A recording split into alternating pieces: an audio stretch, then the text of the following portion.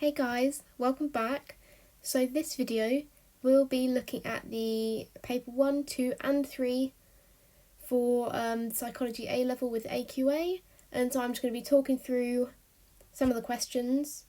I will just point out now that it is important to know that for these papers they don't have an exact structure like other courses do, so the marks tend to be put forward in different ways so sometimes you might have loads of smaller marked questions, or sometimes you have 2 small marks and then like a 16 marker.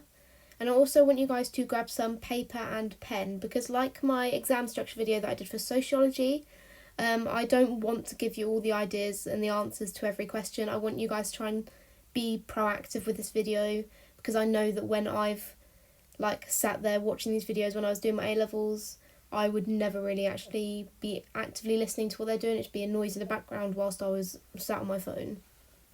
So to get started, I will just say the exams, all 3 exams are 2 hours long, each making up 96 marks, which means you have about a minute and a half per mark. So for example, like a 16 marker, you would have 24 minutes to do.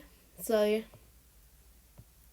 firstly, looking at social influence. So this one, what I've noticed as well with the themes of these papers, at least these specimen papers that we're going through now, is that they seem to really, really like multiple choice. And with these ones, it's best to sort of try and go through them as quickly as possible, because obviously you've got a minute and a half to do each one, but you might not necessarily need a minute and a half per one. So try and go through them as quickly as possible so that you're able to spend more time on the bigger mark questions, the essays, which obviously may take a bit longer than 24 minutes to do. So for this one, it's just asking which of the terms match these statements. So this one, you've got 4 possible definitions, but 5 terms, so obviously one of them you will not be looking at. So for 1.1, publicly changing behaviour whilst maintaining a different private view, that is compliance. 1.2, group pressure leading to a desire to fit in with the group, that will be normative social influence. And then 1.3, when a person lacks knowledge of how to behave and looks to the group for guidance, that is informational social influence. And then conforming to the behaviour of a role model, 1.4, that will be identification. And some of you who are actually paying attention then will have noticed that the answers go D, C, B, A, which obviously in the exam would literally make your brain go wild. You think that cannot be right. But sometimes I think they probably just throw these patterns in just to worry people. But moving on to question 2, briefly outline and evaluate the findings of any one study of social influence.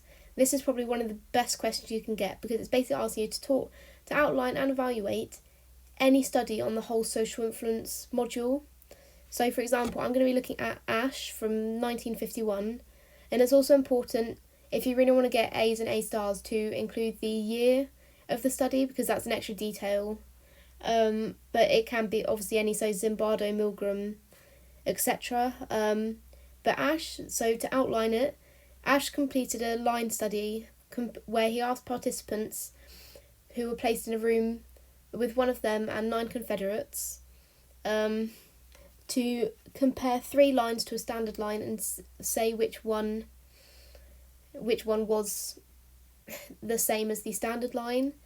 And there was 33% conformity in the critical trials, in which every Confederate said the wrong answer, but a quarter of participants never conformed.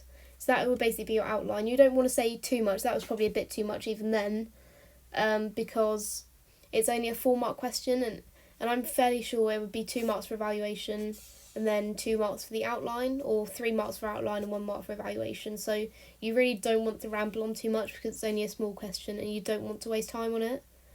And then for the evaluation, I would put about how the Confederates might have been unconvincing, so the participant may have been able to see that they were all lying and trying to follow a pattern, therefore would have not felt confident in their answers. And then looking at question 3, so this one is our first question that we're looking at with an item. So discuss 2 explanations of resistance to social influence. As part of your discussion, refer to the views expressed by Jack and Sarah in the conversation above. So for this one, I believe that the best answers to come up with were locus of control and social support. And then I always have this structure that I always stick to with these big essay questions. Introduction, strength, weakness, conclusion. Because I believe some of the marks for these sort of questions is the actual structure to it and whether it flows properly. So by following this structure, it's clear where you're at with it. So for locus of control, Jack said about how people are able to resist because they have a confident personality, and those with an internal locus of control are more likely to resist. However, this can be affected by temporal bias.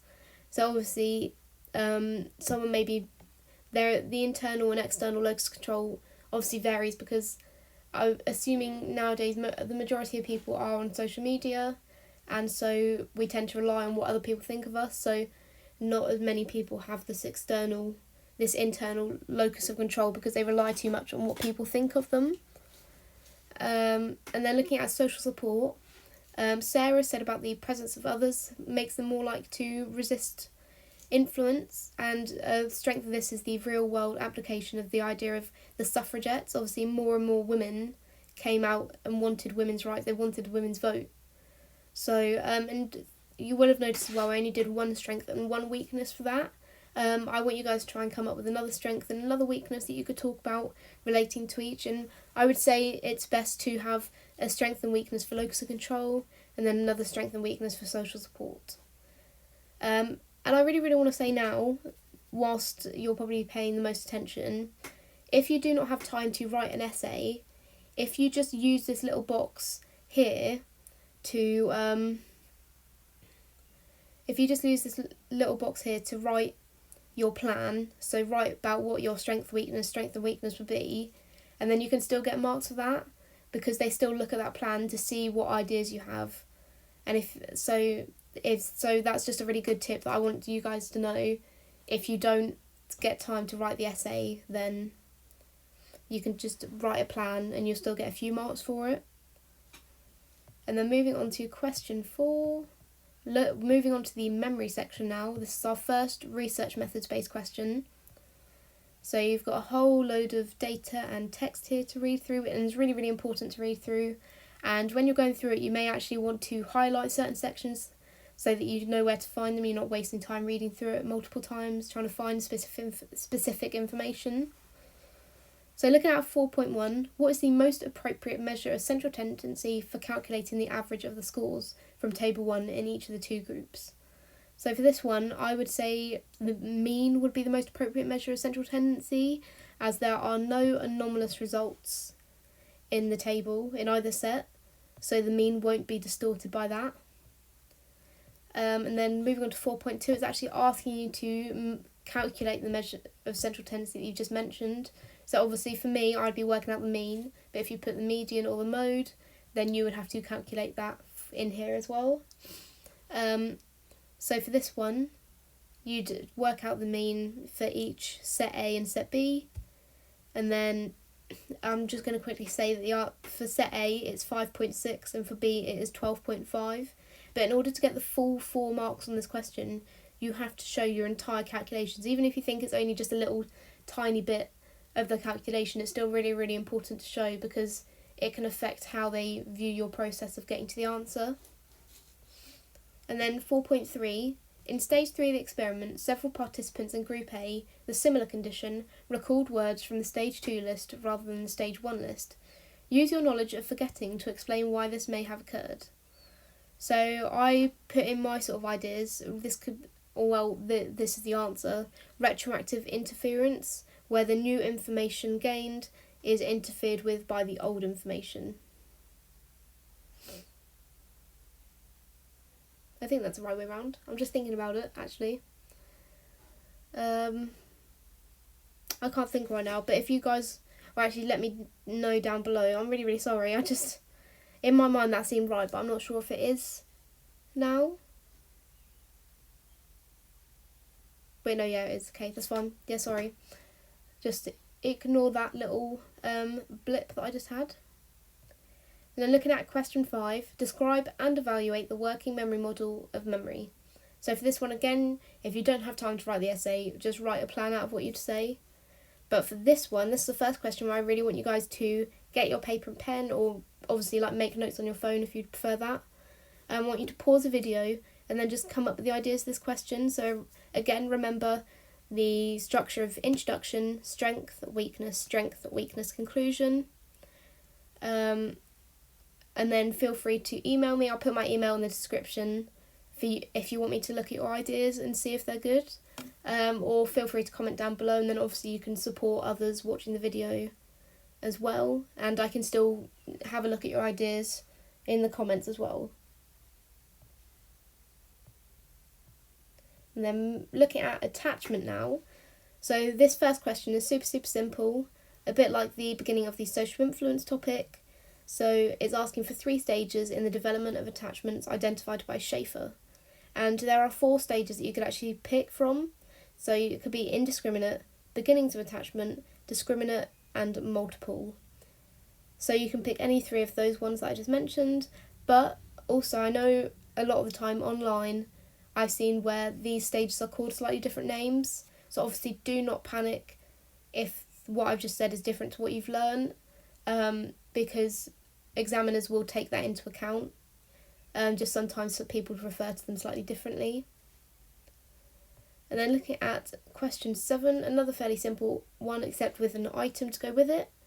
It's just asking for you to name the attachment type demonstrated by each of the children in the conversation above. You don't need to put any explanation as to why you've chosen that for them. But for Max, he will be secure or type B. Jessica is insecure resistant or C, or type C. And then William is insecure avoidant or type A. If you struggle remembering the way round between A and C and the resistant and avoidant, I just tried to remember it as the fact that avoidant is also type A, so they both begin with an A, obviously. So that's just how I remember it, and then resistant is C, basically. And then moving on to question 8. This one is another simple one that I want you guys to try and have a go at. But basically it just wants you to evaluate learning theory as an explanation of attachment. And for this one you can do 2 strengths, 2 limitations, or a strength and a limitation, because it's just asking you to evaluate. It's not specifically asking for 2 limitations or 2 strengths of it.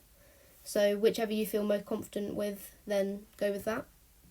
But yeah, pause this video now and come up with some ideas, and then email them to me or comment them below.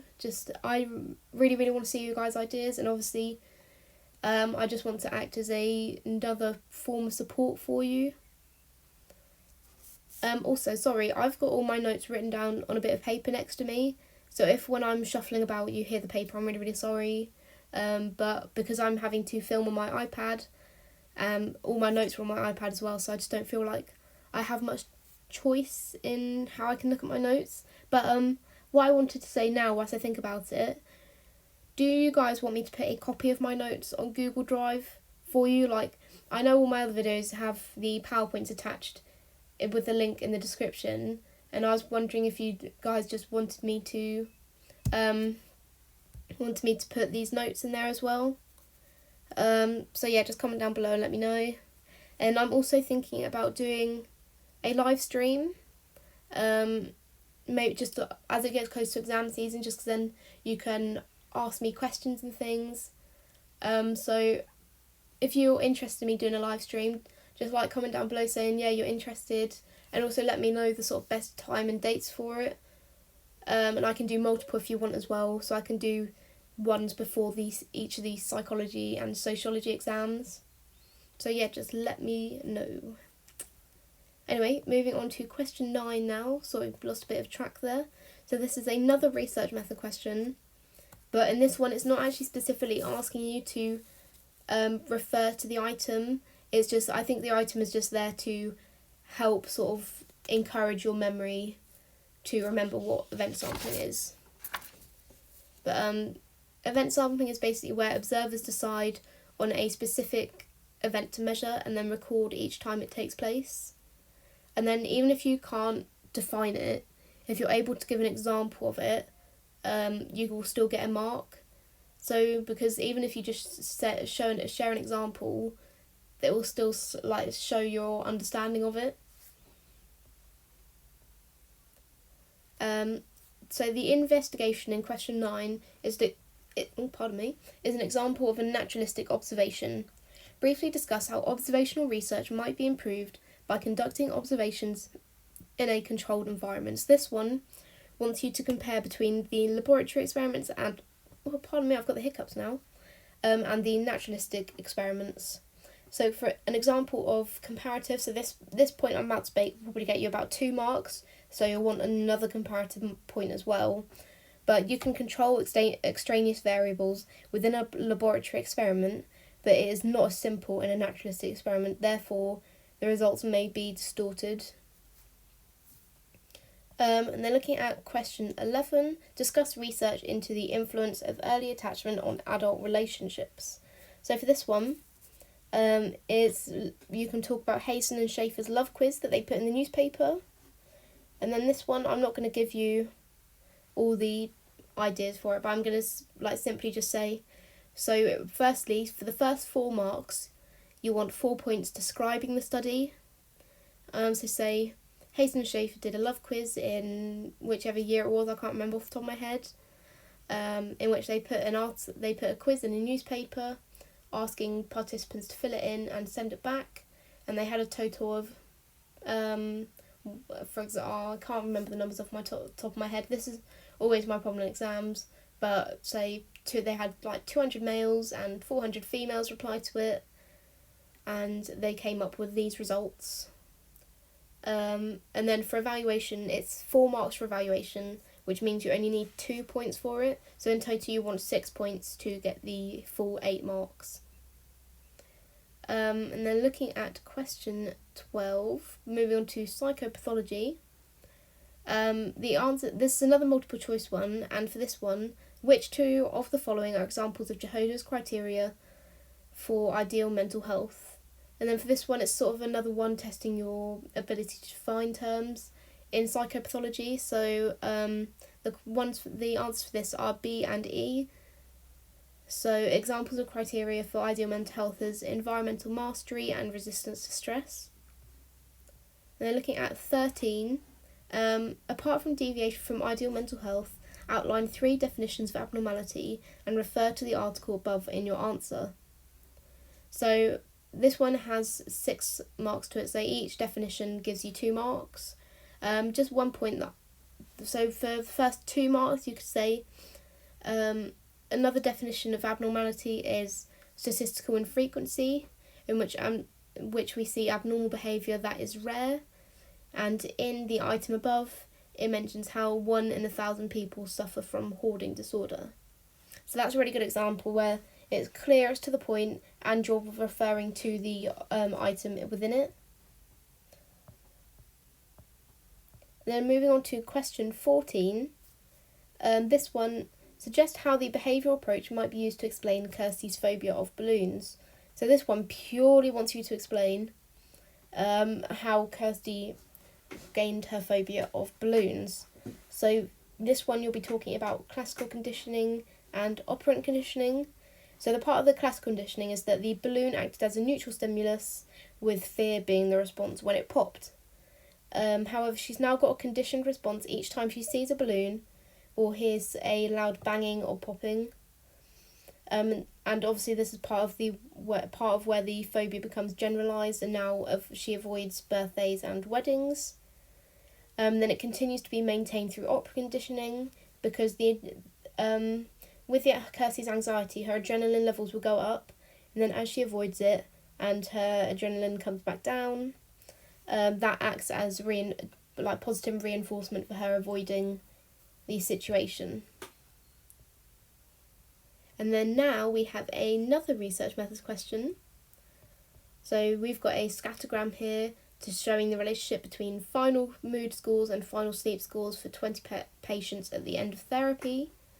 So 15.1, outline the type of relationship shown in figure 1 above and suggest why it would not be appropriate for the research to conclude that better sleep improves mood. So for this one, you'd want to say it's a positive correlation, as it's sort of going from bottom left to top right. But but a scattergram alone cannot indicate a causal relationship. And you could also say about how this is a weak positive correlation rather than a strong one. So, like, if it was a strong one, it would be like in a really, really straight line, whereas on here, the points are sort of dotted about a bit. So it's quite difficult to say it's a causal relationship. I mean, there may be a relationship there, but they might not necessarily sort of bounce off of each other. That's not the sort of exam keywords that you'd want to be using, but I feel like that's the best way to explain it. And then 15.2, outline one way in which the researchers should have dealt with ethical issues in this study. So this one, you would say, for example, I'm going to say about confidentiality. So in the final articles, it's best to use initials or numbers to refer to the participants so they can't be identified by those who may know them. And then for 15.3, explain how the study could be modified by checking the sleep questionnaire for test-retest reliability. And for this one, I want you to pause again and try it yourself. So for this one, you need 4 separate points to get the full marks.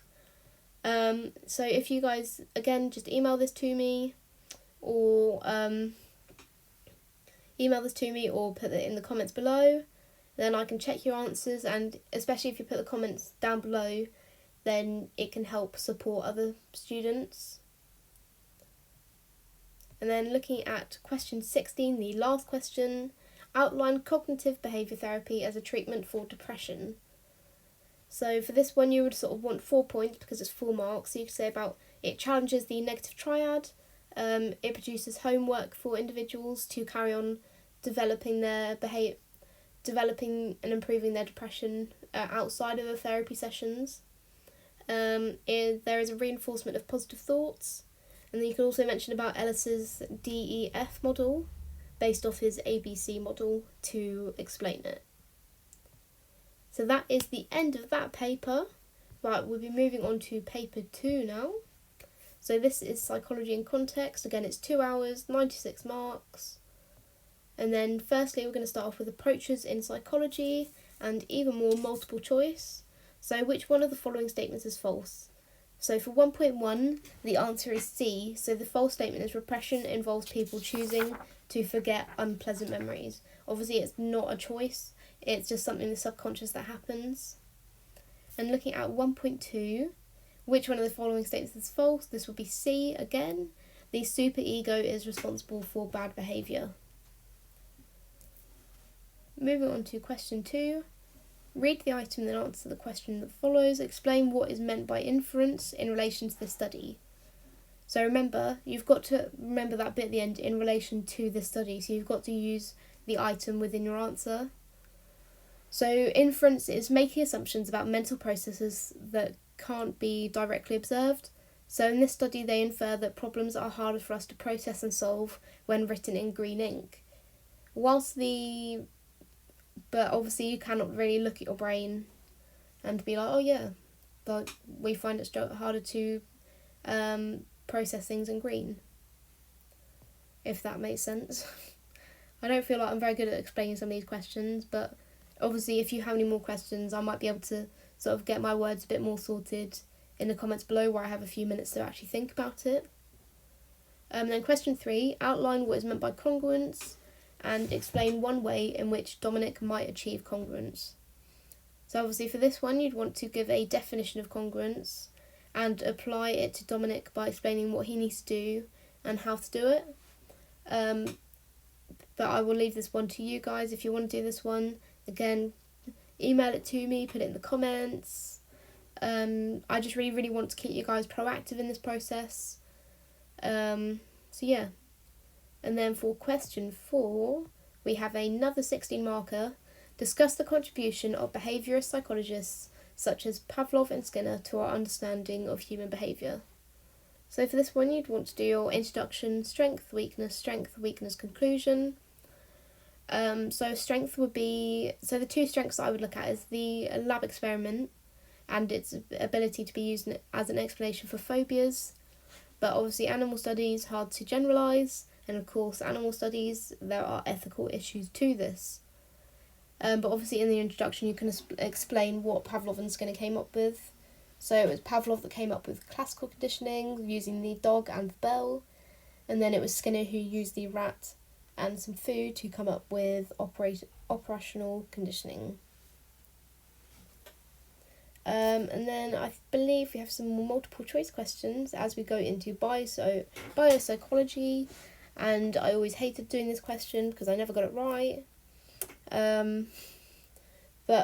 So for this one, it's asking you to look at the areas of the brain and then say which area fit is each of these on here. So 5.1, Broca's area is A, somatosensory cortex is C. Sorry, I will chalk. So A is in the middle to the left hand. Somatosensory cortex, that is C, so that is at the top on the right hand side. Visual cortex, that is D, so that is right at the back of the brain. Vernix area, that is E, so that will be right in the middle of the brain basically, a bit lower than C. And then the motor cortex finally is B, so that is at the top of the brain on the left hand side. Now moving on to question 6, this one is specifically asking you to compare. If you do not compare, that you will not get the full marks. So one difference that you can mention is that EEG looks at general brain activity, whilst ERPs look at the impact of specific stimuli on electrical activity. And then question 7, using your knowledge of endogenous pacemakers and exogenous light gabers, explain Sam's experiences. So firstly, you could start off with endogenous pacemakers. You want to define it and then mention how it's impacted by Sam moving to the night shift.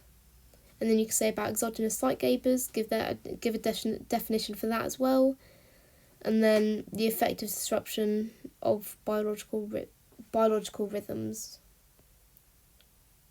Then question 8, another multiple choice one. This is again testing your ability to define circadian, infradian, ultradian, because obviously you can't know the answer to this question without knowing the definitions of them. And for those who do know the definition, it will be infradian rhythms because they are longer than 24 hours. And then question 9, outline the structures and processes involved in synaptic transmission. So this one I would recommend to be written as bullet points, just because then I think it makes it a bit clearer to both you and the examiner about the stages that you're going through. And the mark scheme also asks you to talk about both pre- and postsynaptic processes. And again, I want you guys to do the points for this yourself, but this time I want you to time yourself trying to do it. So this question, because it's 6 marks, you'll have 9 minutes to do it. So I want you to get your pen, your paper, or your phone. Probably best to do pen and paper to sort of replicate the exam. But I want you to try and time yourself with this, because obviously that's one super important part of the exam, is actually being able to get everything done in time. And then question 10, split brain patients show unusual behaviour when tested in experiments. Briefly explain how unusual behaviour in split brain patients could be tested in an experiment. So for this one, you could talk about, for example, split visual field. So you could show set stimuli to each hemisphere individually and ask a task consistently for both sides. So for this one, you could put a barrier in between their left and right eye. So if you show something to their right eye, it would be focused on by the left hemisphere. If you show something to the left eye, it would be focused on by the right hemisphere. And then question 11, briefly evaluate research using split brain patients to investigate hemispheric lateralization of function. So again, this is like the question that I said about earlier. You can have 2 strengths, 2 limitations, or a strength and a limitation. And some ideas I've come up with that disconnection may be greater in some patients than others. Some may have experienced drug therapy for longer than others, so they're both limitations of it. But it is a lab experiment, so it is more reliable. And then looking at question 12, we are going to be looking at research methods. So the first question is, identify the dependent variable in this study. So to get the full 2 marks, you'd want number of verbal errors, but if you just said verbal errors, you would actually only get 1 mark. So to get that second mark, you have to say number of. Then question 13, I want you guys to have another go at this. Try to write the hypothesis for this study. You can find these papers just on the AQA website as well, just so you know, and you can have a proper look at the study, or it is there now if you guys want to pause the video and have a look at it. You're very welcome to try and answer this, so you'd have 4.5 minutes for this question. But yeah, again, like I said before, I just want you guys to be proactive, and definitely make the most of these videos, because I don't want to just be giving you all the answers. But obviously I understand that some of the questions are difficult and you may need more support than others. So then moving on to question 14, identify one extraneous variable that the psychologist should have controlled in the study and explain why it should have been controlled. So for this one you could say about participant variables, and then you could say about using a random sample and how this will affect the dependent variable. I actually completely forgot to write notes for the rest of the papers, the questions on this paper, the rest of the questions on this paper, so I'm really, really sorry. But I definitely want you guys to try and still go through that yourself, and then obviously to make up for me missing them out in my notes, you are welcome to email me again. My email will be in the description.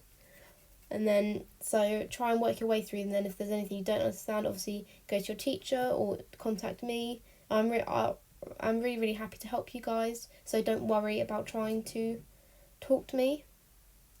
So then if we move on to paper 3, I'm only going to be looking at the issues and debates, relationships, schizophrenia and forensic psychology, just because they are the sections that I did in my A-levels, and I just would feel more confident looking at the answers for them.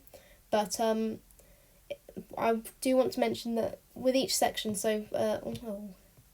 with each one you've got, because it's relationships or gender or cognitive development, even though I'm just looking at relationships, the questions will be mirrored in each section. So for example, for this one, the first question is identify one other feature of the investment model of relationships, and then the beginning of gender is another 1 mark question, explain what is meant by androgyny.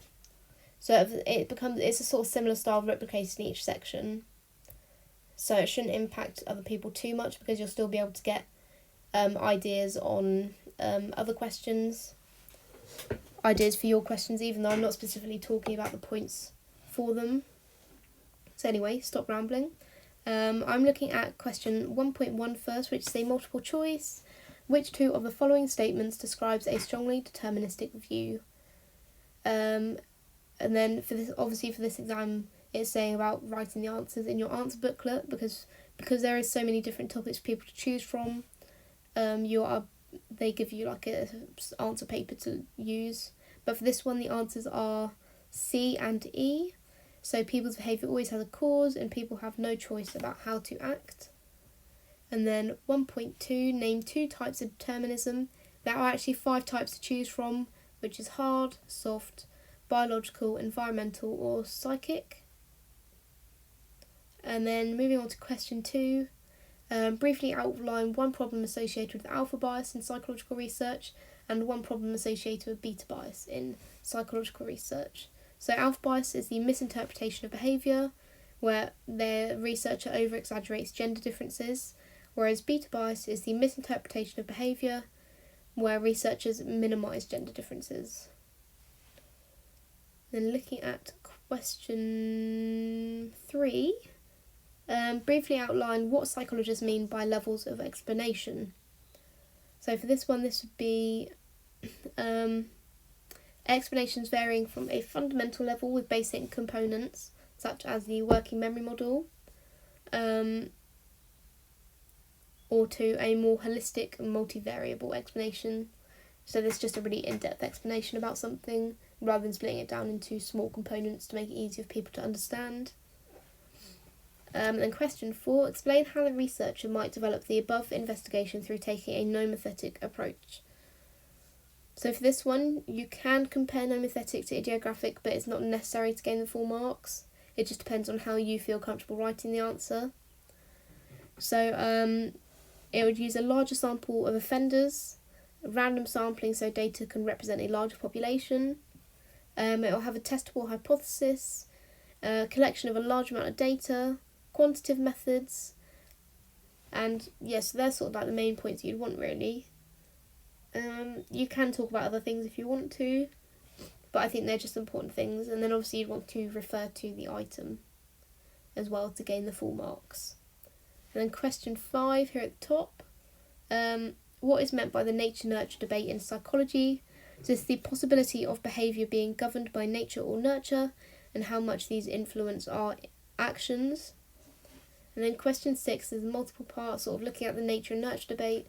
So 6.1, briefly explain how the outcome of the study in relation to the nature-nurture debate. 6.1, the outcome of the study supports nature as concordance rate is higher in identical twins where there is greater genetic relatedness. And then for 6.2, outline how these researchers could have used a statistical test to establish concurrent validity of the mathematical reasoning ability test. So they could use the same participants to do an established maths reasoning test after and correlate this with the math results of the original study.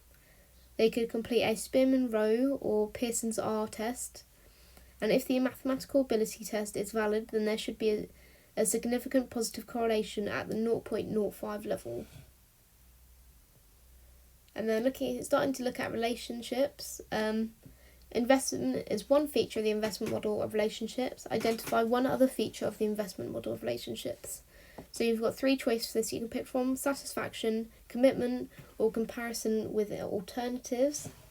And then we've got another research method question here. So looking at question 8.1, sketch a graph to show the most likely distribution curve for the investment scores in the study. Label the axes of your graph and mark on it the positions of the mean, median and mode. So if I just quickly go off here, that's my games. So if I go onto here and then try and draw it for you, so what it wants is basically for you to draw a lovely little table like this, and then it will want frequency on the side. Sorry about my awful handwriting. My iPad's on an angle, so it's a bit awkward to write on. And then down here, you'd want investment score. But I did see on the mark scheme that the actual investment bit was in brackets, so you don't necessarily need that bit. You would just need the score to actually get the mark, but you can put investment in there if you want to. And then for the actual graph, you would want to do something a bit like that. It's sort of gone off a bit, but yeah, so you'd want something a bit like that. And then because on the question it mentions about marking on it the positions of the mean, median and mode. So up here would be the mode, because the y-axis, I believe that is the frequency, the mode will be the highest point because it's the most common answer. And then the median will be basically just what's ever in the middle, so that would be about there. And then the mode, the average answer, will go there. But this sort of leads on to the next question, because you'd be asked what sort of distribution does your graph show. If you drew the right one, it would be a negative skew, but they do have allowance in the mark scheme. It says if you draw the graph wrong, so for example, if you were to actually have drawn it like that instead, so it's like the other way around, then they would still award that if you named it properly. Like, they wouldn't award you on the graph, but they'd still award the mark for what distribution it is if you've done it correctly for the graph that you've drawn, if that makes sense. And then explain one limitation of a self-report technique. So self-report technique may lack objectivity as participants are asked questions about the self. The answers may then skew the measures of central tendency, and so lack reliability. Moving on to question 10. So this is another multiple choice. Which one of the following sequences shows the correct order of Duck's phases of relationship breakdown? Write the letter of your chosen answer in the answer booklet. So for this one, it is B. So that would be intrapsychic, dyadic, social, and then grave dressing. Then lastly, discuss evolutionary explanations for partner preferences. One thing I always did with these answer booklets and the 16-mark questions is I still sort of had a little section to put all my plan in and stuff, because I always knew when I started writing them I'd forget my ideas and then I'd be stuck. So I always made sure to write them down. And then now we're going to move on to question 22, because this is the schizophrenic section, and there's actually only 3 questions on this one. So this is the sort of style that can be. It can be a lot of smaller questions like the relationships, or it can be a couple of small ones and then a really big one. It just depends really on what questions they decide. But the first one is, using your knowledge of schizophrenia, explain why Louise is now showing symptoms of schizophrenia. So for this one, they would want you to say about the diathesis stress model. So the genetic vulnerability interacts with stressful events. So the family background acts as the genetic vulnerability, and then losing a parent or going to uni, for example, act as stressful events. Question 23. Briefly outline how cognitive behaviour therapy is used to treat schizophrenia, and explain one limitation of using CBT to treat schizophrenia. So it wants you to describe CBT and how it works, and then actually do a limitation of it. So for the outline, you would say it challenges beliefs, there is positive self-talk, and creates a coping strategy enhancement through education and symptom targeting. But the limitation is that it requires self-awareness and a willingness to engage, and obviously because of the nature of schizophrenia, if it is severe in individuals, then they may not actually be able to have this self-awareness and willingness to engage, and as obviously schizophrenia can make a lot of people quite aggressive. And then question 24, discuss biological explanations for schizophrenia. So for this one, you could talk about genetics, dopamine, other neurotransmitters, and neural correlates. And then some ideas on strength and weakness you could talk about. Strengths are MRI scans, MZ-DZ twins studies, and then the diathesis stress model. But for limitations, you've got family-based explanations, and obviously there is a sense of reductionism, because obviously schizophrenia as a disorder is very, very complicated. There's a lot to it, and by just explaining it, it's genetics, it's just high levels of dopamine, that is far too simple for what it is. And then we will be moving on to question 36 now, for forensic psychology. So this is the last section I'm going to be looking at. So the first question is, referring to the statements above, explain 2 problems of defining crime. So time relative, so obviously smacking children was not illegal before 2004, but it is now. And then it depends, there is cultural relativity as well, because it is against the law to have more than one wife or husband in the UK, but this is not the same, this law is not present in other countries. And then for question 37, outline 1 cognitive distortion shown by offenders who attempt to justify their crime.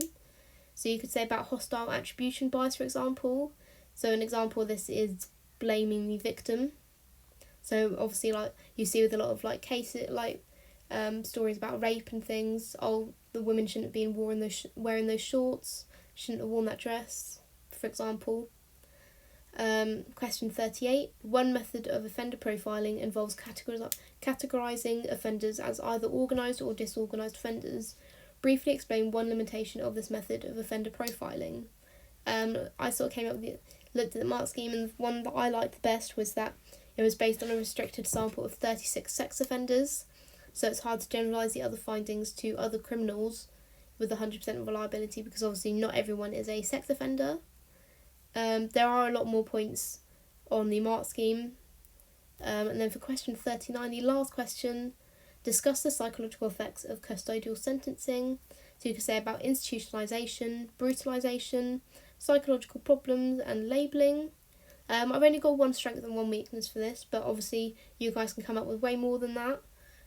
But obviously there is a slight usefulness to sentencing. So, for example, it helps bring justice to the criminal and also helps to protect society from them. But obviously it's hard to show that these are psychological effects of sentencing, because obviously a lot of people that go on to commit crime may already have slight mental health issues. Therefore, it was hard to determine whether these are actually from being in prison. So that is the end of it, guys. Some points I do want to mention. If you don't understand a question, just go back to it, because you don't want to sit there for 5 minutes wasting time, not being able to answer something, and then when you finally do get to a question you can answer, you run out of time. Make sure to write a plan for the essays and have a clear structure, because otherwise you will lose out on marks for silly reasons. If you can't expand anymore on a topic, try writing an example, because this helps to put forward your understanding of a topic without... So although you may not completely get full marks, so if it's a definition question, you just put an example, you might not necessarily get full marks, but it will still help rather than putting a blank answer. And again, read the question properly, and it may help to actually highlight some sections of the question so you'll know exactly what you've got to answer. Each exam is structured differently, but the questions are written the exact same way, so as long as you get comfortable with how they ask questions, you should be fine. I also just want to say thank you for 1,000 subscribers. That means so much to me, and I just started this channel I started making these videos just to help me with my revision, and I just happened to put them on YouTube to see if people, just help other people if they needed them. I didn't think I'd ever get 1,000 subscribers. I didn't think a year on for my A-levels I would still be making these videos. But yeah, I just want to say thank you so much for the support. And again, if you're interested in a live stream like the day before each of these psychology or sociology exams, just let me know the best date and time for them, and I will try and organise that and make sure I'm there to support you guys with any questions you might have.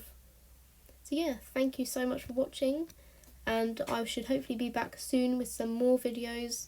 And I'm also going to, over the summer, try and work on chemistry and physics videos.